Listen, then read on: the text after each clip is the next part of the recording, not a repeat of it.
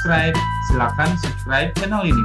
Jangan lupa nyalakan tombol loncengnya agar kita selalu mendapat informasi dari channel ini.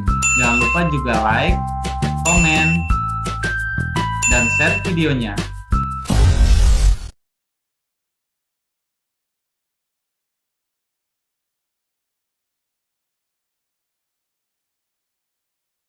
Assalamualaikum warahmatullahi wabarakatuh.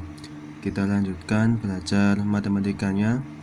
Kali ini kita akan belajar tentang sifat-sifat operasi hitung. Nah, operasi hitung yang sudah kita pelajari itu ada yang pertama, ada penjumlahan, ada pengurangan, ada perkalian, dan ada pembagian. Nah, kali ini kita akan mempelajari tentang sifat-sifatnya. Yang pertama, sifat-sifat operasi hitung yang pertama yaitu komutatif atau pertukaran. Nah, sifat ini berlaku pada dua operasi hitung. Rumusnya A ditambah B itu nanti sama dengan B ditambah A. Jadi pertukaran dibalik, hasilnya tetap sama.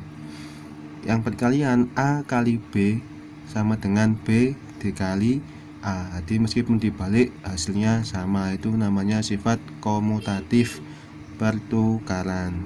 Contoh 1. 2 ditambah 3 apakah sama dengan 3 ditambah 2? Kita hitung. 2 ditambah 3 berapa? 2 ditambah 3 yaitu 5. Kalau dibalik 3 ditambah 2 berapa hasilnya? Tetap 5, berarti hasilnya sama. Nah, ini sifat komutatif. Sekarang contoh yang kedua pada perkalian.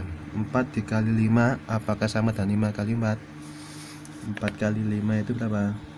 20. 5 kali 4 berapa? Juga 20. Meskipun secara penjumlahan itu beda. 4 dikali 5 itu 5 nya 4 kali. 5 tambah 5 tambah 5 tambah 5. Nah, kalau yang 5 kali 4 itu kan 4 tambah 4 tambah 4 tambah 4 ditambah 4. Meskipun beda tapi hasilnya tetap sama 20. Nah, ini sifat komutatif yaitu pertukaran atau dibalik. Di A ditambah B sama dengan B ditambah A. A kali B sama dengan B dikali A. Yang kedua yaitu sifat asosiatif atau pengelompokan. Misalkan di sini A ditambah dalam kurung B ditambah C sama dengan dalam kurung A ditambah B ditambah C, atau sebaliknya, ini dulu baru sama dengan ini juga sama. Yang perkalian A dikali dalam kurung B dikali C sama dengan dalam kurung A dikali B dikali C. Nah, maksudnya dalam kurung itu apa? Yang didahulukan, yang dihitung terlebih dahulu. Contoh yang pertama pada perkalian dalam kurung 2 kali 3 dikali 4 apakah nanti sama dengan 2 dikali dalam kurung 3 dikali 4? Berarti yang di dalam kurung yang dihitung dulu 2 kali 3 6, kemudian baru dikali 4. Kalau yang ini 2 dikali, nah 3 kali 4 yang dihitung berapa? 12. Kemudian dilanjutkan 6 kali 4 24, 2 kali 12 juga 24. Nah, hasilnya sama. Ini adalah sifat asosiatif. Untuk yang penjumlahan 2 tambah 3 dalam kurung 2 ditambah 3 ditambah 4 sama dengan 2 ditambah dalam kurung 3 ditambah 4. Kita hitungnya di dalam kurung dulu. 2 ditambah 3 5 tambah 4. Nah, yang ini 2. Nah, yang dihitung 3 ditambah 4 7. 5 tambah 4 9. 2 tambah 7 9. Ini untuk sifat asosiatif yaitu pengelompokan. Jika dalam mengerjakan soal cukup langsung kerjakan dengan yang satu sisi saja, yaitu langsung 2 ditambah 3 sama dengan 3 ditambah 2 sama dengan 5. Itu untuk yang sifat komutatif. Ini saya kerjakan dua sisi untuk menunjukkan bahwa kedua ruas itu sama, berarti sifat itu berlaku. Tapi kalau dalam soal langsung gunakan sifat ini saja, satu ruas. Jadi kalau soalnya ini berarti diubah menjadi ini. Perkalian juga sama, misalkan soalnya ini kalau sifat komutatif berarti langsung diubah menjadi ini, dibalik. Jadi nggak perlu dua ruas seperti ini. Ini saya gunakan dua ruas untuk menunjukkan bahwa hasilnya itu sama. Tapi kalau dalam soal langsung gunakan yang ini. 4 kali 5 sama dengan 5 kali 4 sama dengan 20.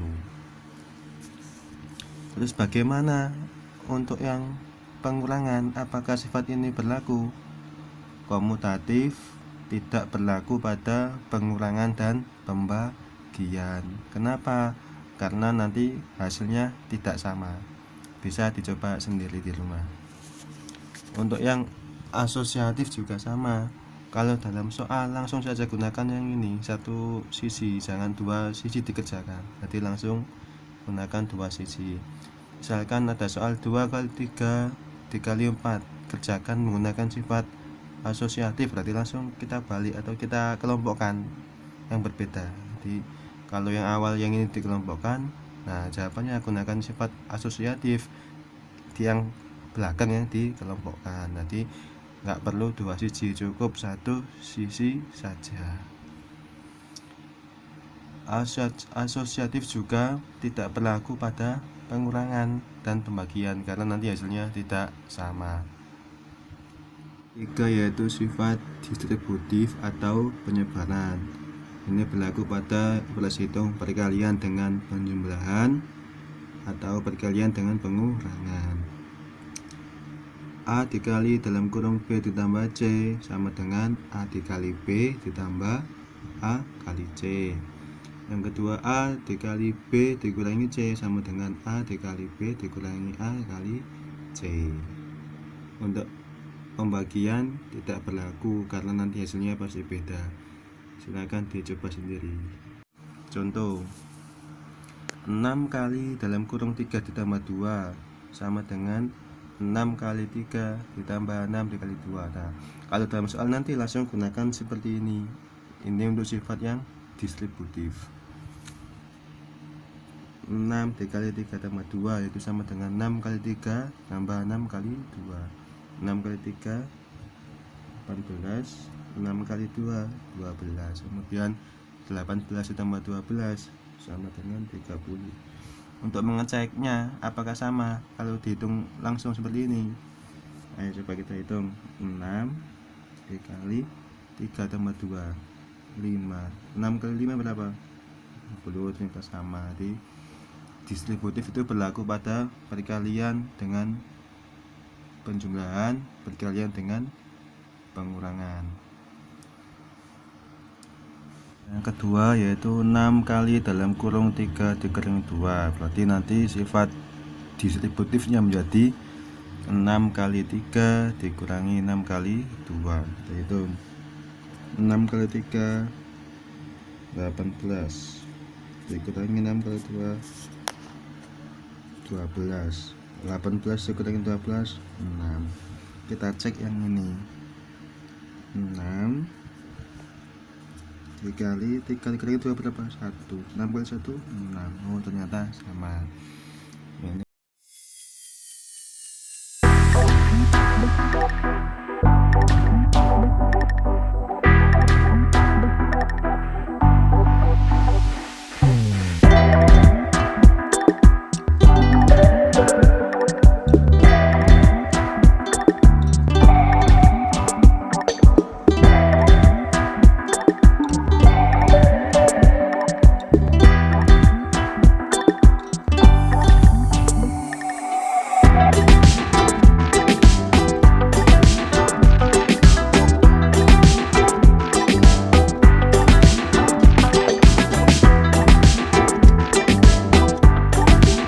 Sekian video kita kali ini.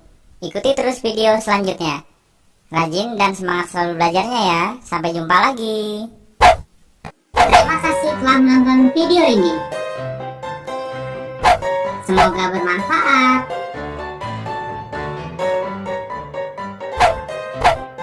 Sampai jumpa lagi di video selanjutnya. Jangan lupa subscribe channelnya, like, komen, dan share videonya. Silakan.